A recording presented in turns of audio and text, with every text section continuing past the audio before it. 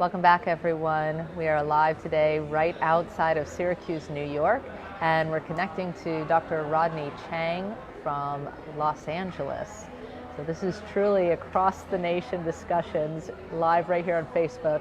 We're going to be discussing healthcare from a physician's perspective, and particularly looking at those pieces of this, what I call the healthcare puzzle, to better understand the management piece. There's a lot of discussion on whether or not you like or dislike Obamacare, or whether or not we need to have competitive rates. There's a lot less discussion about patient care and quality, and even less discussion about oversight and management of systems. And that's the part where, best I can tell from much of the research, where there's an enormous amount of efficiency and effectiveness loss is in that management piece. And so I want to understand and share with all of you from a physician's perspective in a large-scale system, in a city hospital, what are the challenges that we see? What are the ways that we can be helpful in facilitating and connecting to everyone? So he is about to come online here shortly and join us, and that'll be our focus for today. And I love that we're connecting this across all the different spaces. I'm now getting to the healthcare ecosystem. If you've been following me, you know I talk a lot about the word ecosystem. I keep saying it's the word of the decade, because everything connects to every other piece. And in healthcare, it's the same way. We have to worry about our physicians as well as our patients, but also the individuals doing all the billing and those that are connecting into the greater system across the nation. So we're going to go ahead and bring him in now.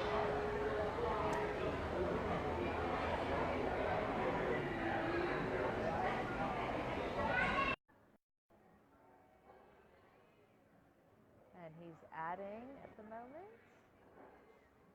Connecting. Hello, Dr. Cheng. Hi, how are you? I'm well. I need to do one check, however, because I got a notification from Facebook.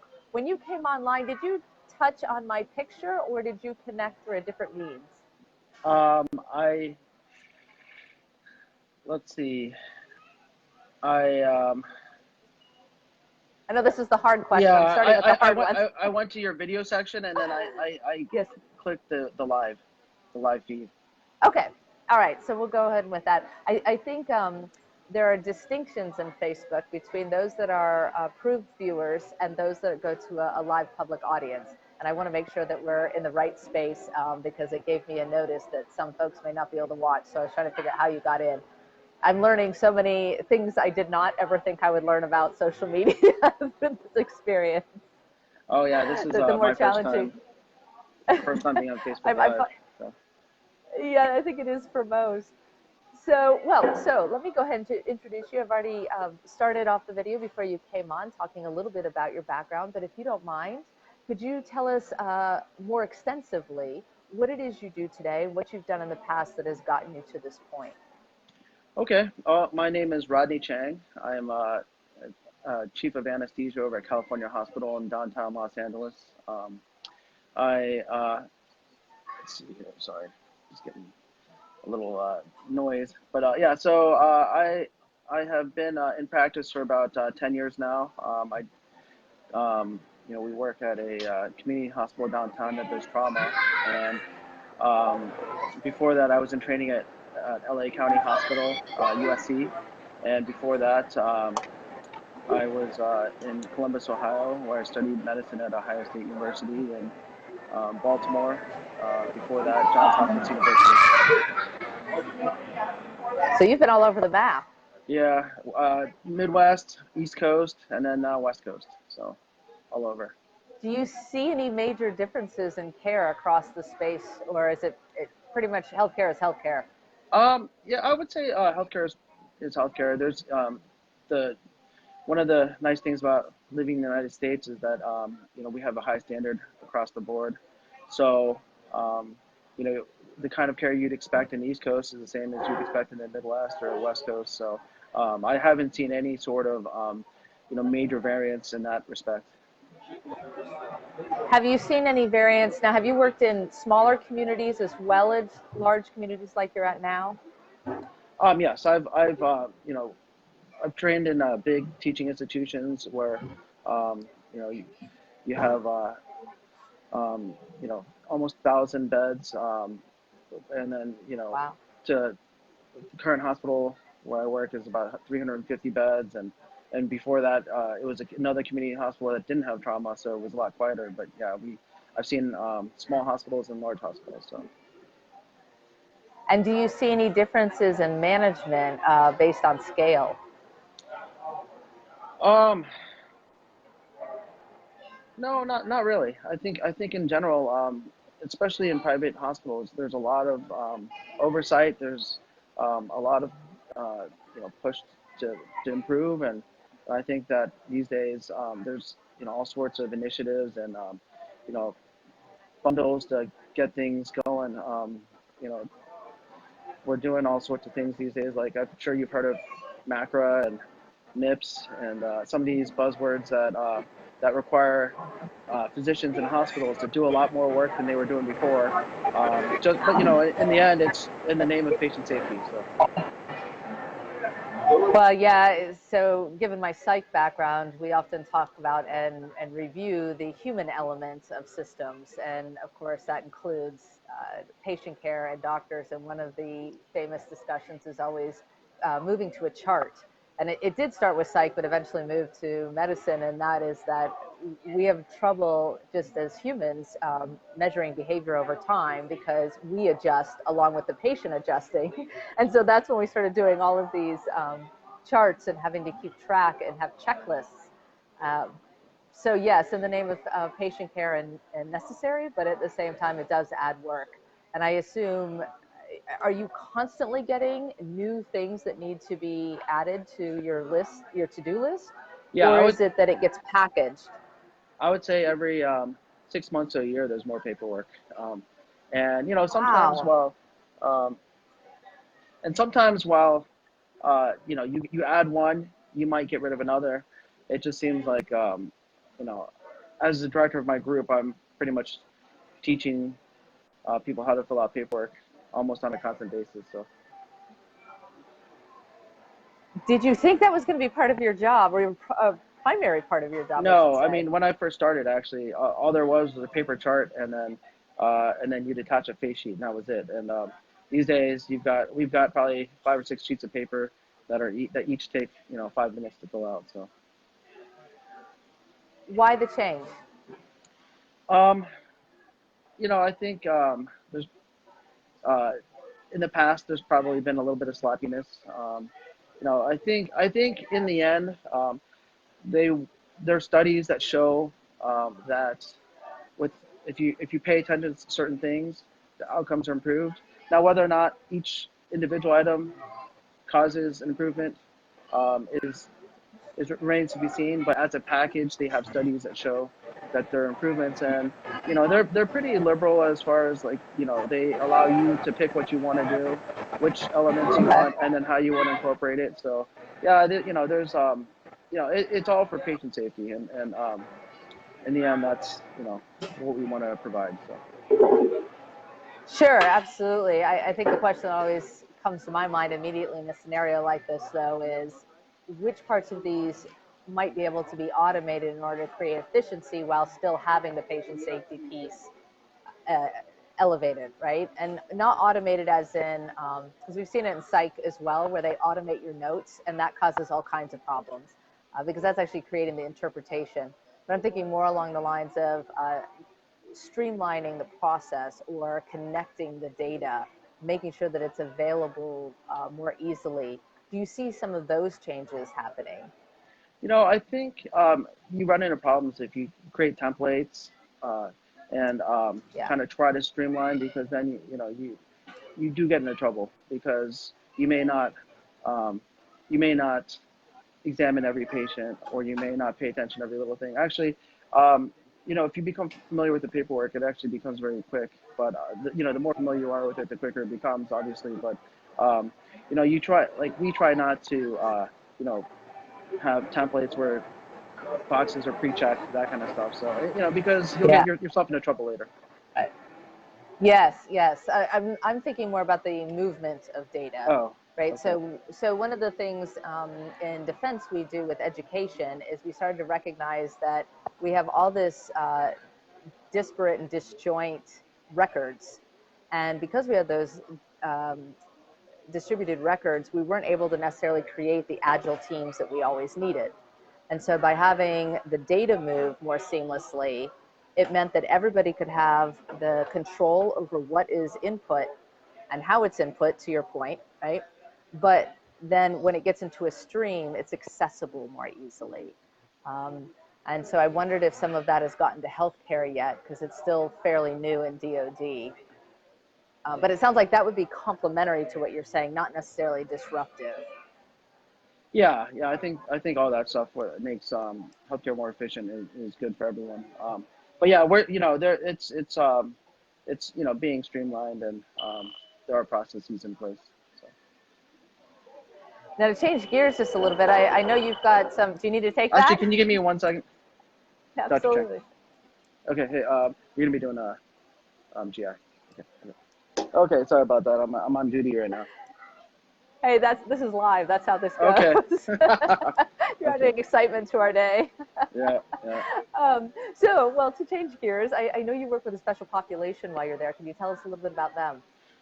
Okay, well, I would say in general, we serve a patient population in need, and by that I mean, an indigent patient population, and we have a high, you know, we are a trauma hospital, so we do see Right. a lot of people who may or may not have health insurance. They, obviously, you know, in trauma, there are two types of trauma.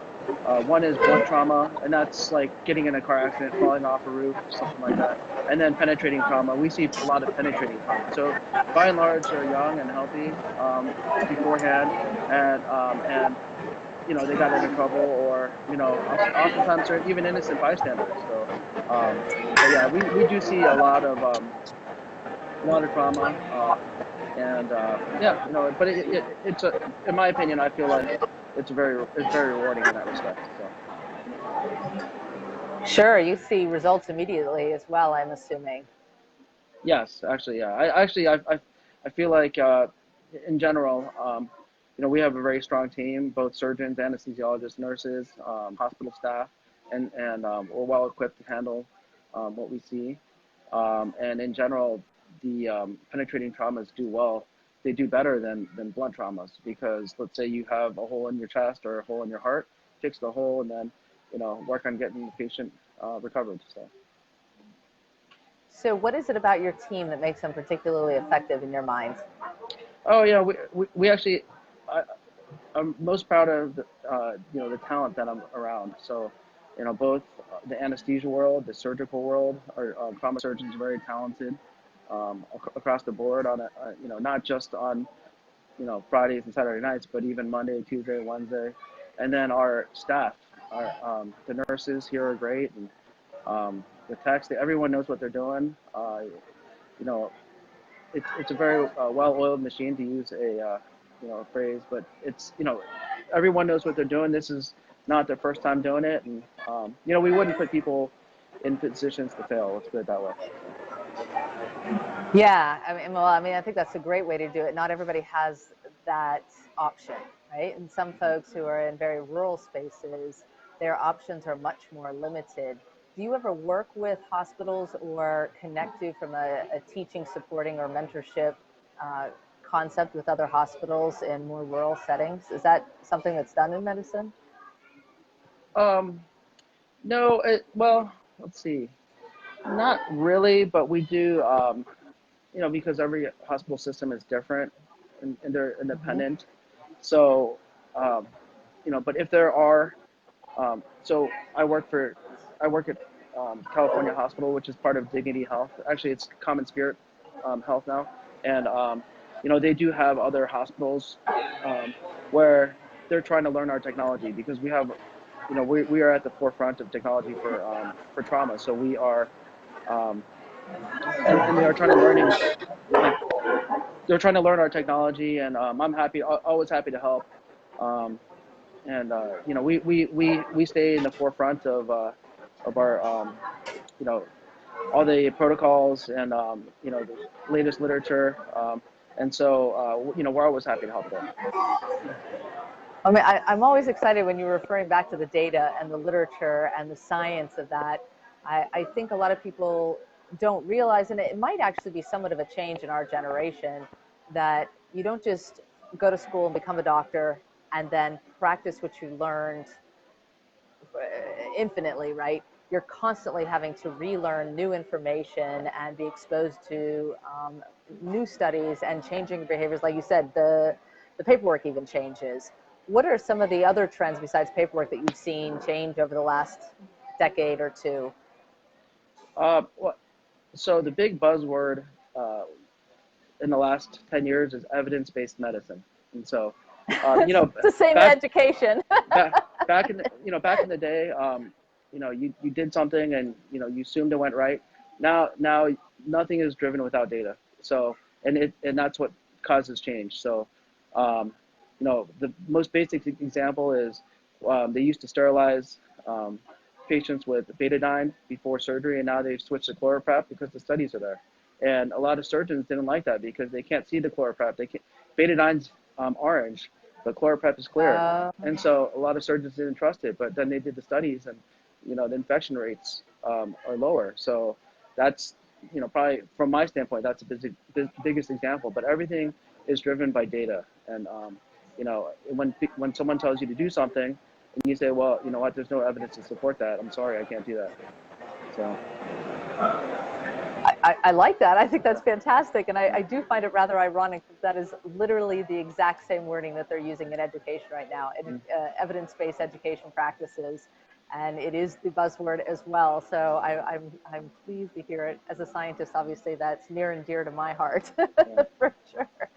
Now, if we could have evidence-based government, which is, Oh. is the space in which I work. Yeah. I don't think there's any evidence. Well, we might have some artifacts as to what works and doesn't. Maybe more what doesn't most of the time. Well, so to pull that in, and not to take a political stance, not from a position one direction or other, but more the concept of the interactions that we've been seeing. There's been a lot of changeover in discussions about how healthcare can be managed. I'll tell you, my position is that looking at it from a singular lens is too small. There's a much wider aperture here, everything from preventative health to alternative health to trauma in your case, to different populations, management issues, data control issues. There's so much to this. And I get concerned sometimes that politics, which is much more lawmaking, versus government, which is much more of a facilitative body to try and connect groups. They get confused sometimes.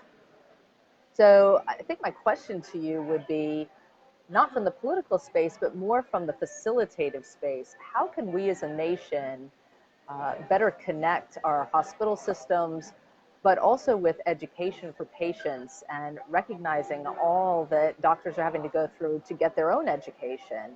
And looking at, I mean, you're dealing from a management perspective as well, so obviously you deal with a large, high-functioning team. How do we make sure that those exist all over the country?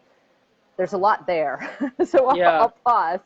I think, okay, so let me, I think you're asking how, okay, well, you know, I think the current system is pretty good. I think that, you know, within medicine governs itself. You're required to maintain your continuing medical education credits. Uh, you do these on your own, and they're self-reported. So you got to take, you know, it's on you to get your education, and it can be in anything. You know, I'm an anesthesiologist, but you know, you know, as a physician, I'm a lifelong learner. So if I want to learn about, you know, colds, upper respiratory tract infections, etc., you know, you know, that's my choice. But I personally, you know, choose to learn topics that pertain to my field, and so there's that aspect. There's the hospitals, they provide continuing medical education as well. They'll host um, guest speakers and events that benefit everyone. The nurses are invited; they get their education credits.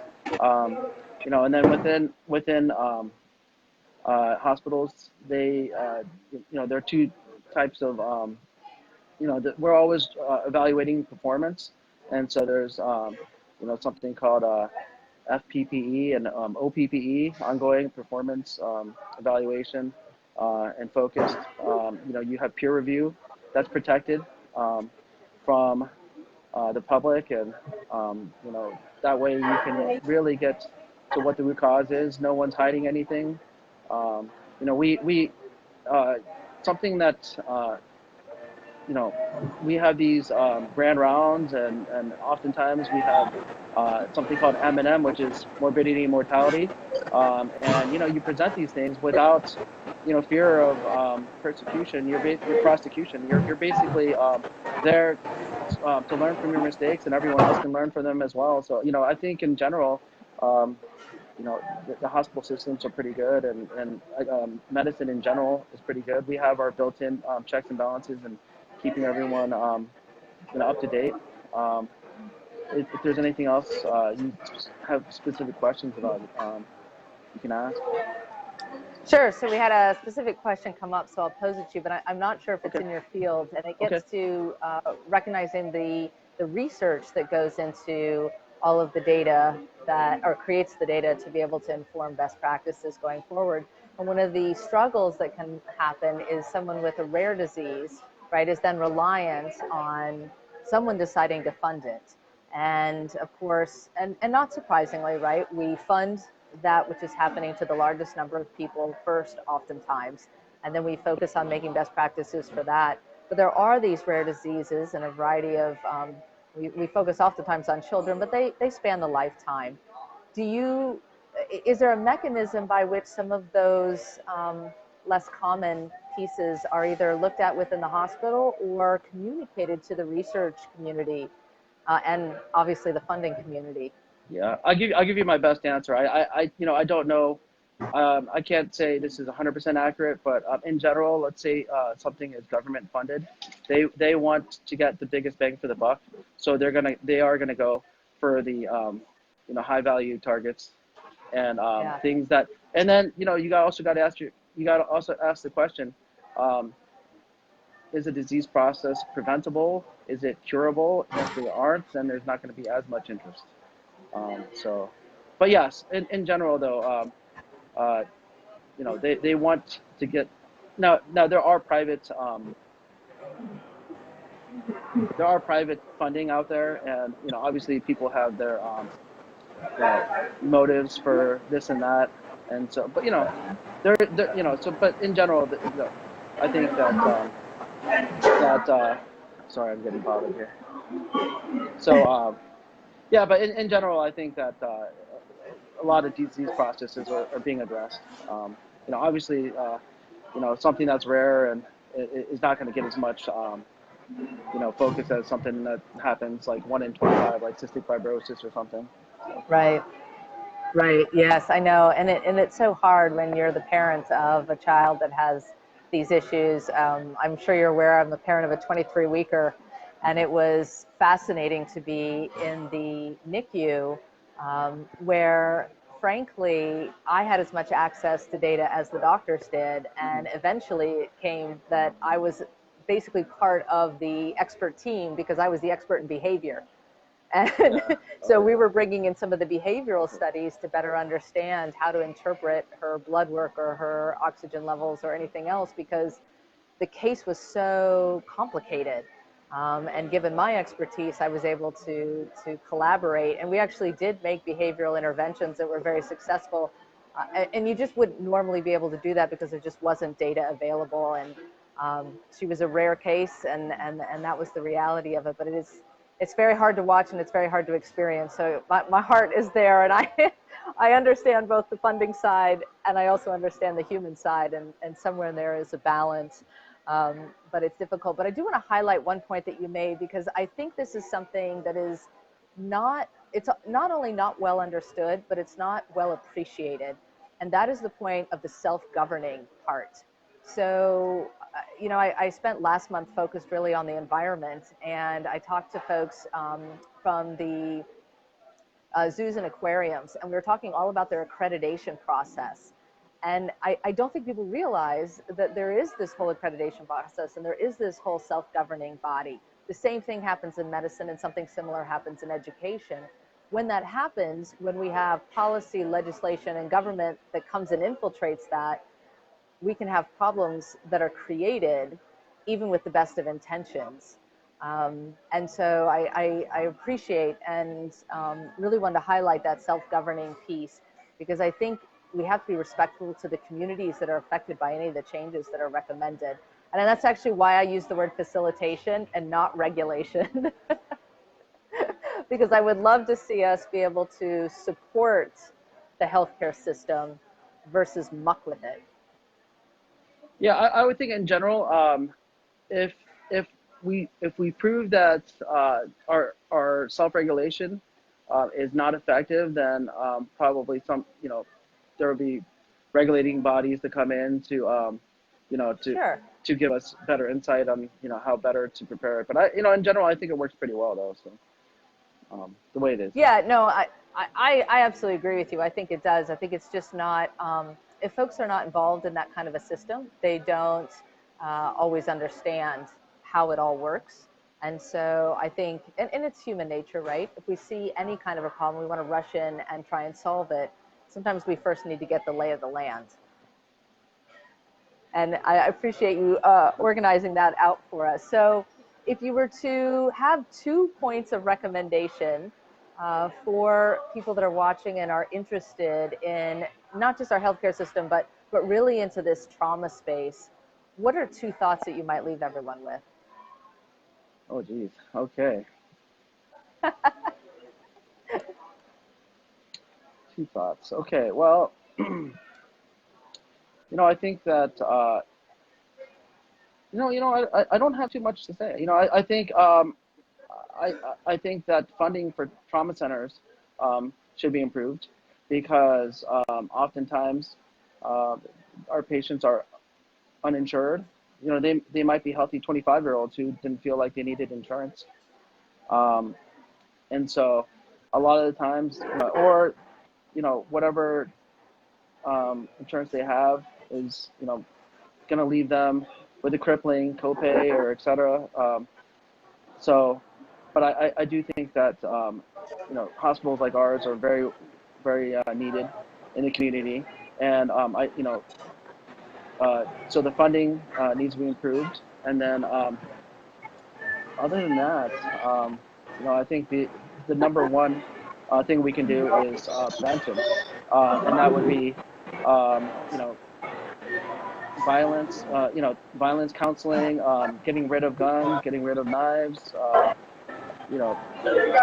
and most of these accidents are preventable, and that's the thing. So, if we can focus on preventing these, that would be obviously the best way to help all these patients. Yeah, prevention is a tough one. Securing more funding is surprisingly much easier than preventing those issues we know will occur. But maybe that's where the compliment between you and me.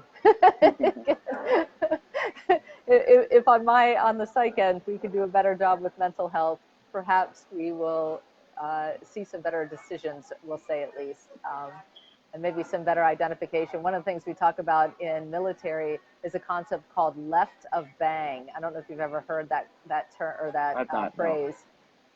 So it basically is at the point of shot, what is the timeline of events prior to? Oh, I see. And then how do you use that to inform better decisions going forward so that we reduce the number of unexpected injuries? And so I love it in this day and age, because there's so much has been politicized, but I like it because it focuses on prevention, to your point, but it also recognizes the severity of outcome, and says, look, if we know this is going to happen, how can we make what was the decision 10 minutes prior, 1 week prior, a year prior. And if you start to see trends there, then we have actionable and we have data to help us clarify where we can make changes. Well, thank you so very, very much. We Well, thank appreciate you. your input. And thank you for all the great ideas. I was taking lots of notes. Okay. Okay, great. Well, thank you so much. And good luck with Thank everything. you. Bye-bye. Okay, bye. Oh, thank you. Bye.